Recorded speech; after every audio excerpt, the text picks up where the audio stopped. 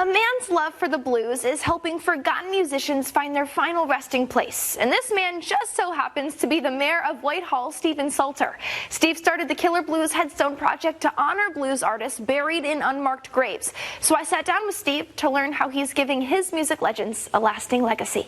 The Killer Blues Headstone Project exists to provide headstones for blues artists lying in unmarked graves.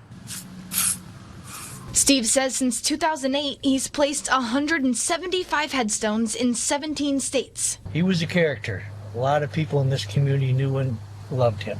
Including here in Whitehall on his friend Christopher Kranzer's grave. How many hours do you think you've invested in this blues project over the years?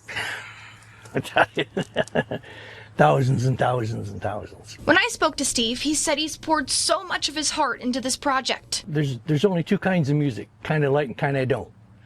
But blues is the roots. And everything else is the fruits. I've studied music my whole life.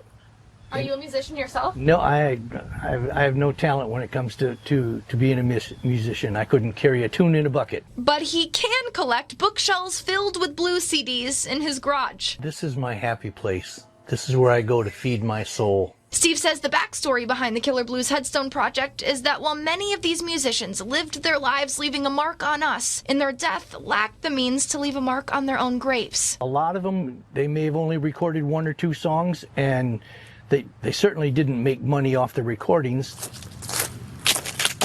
Determined to leave no stone unturned, or rather, to leave no grave without a headstone. The only way to know if they have a marker is to actually go to that cemetery and walk the cemetery and search for it.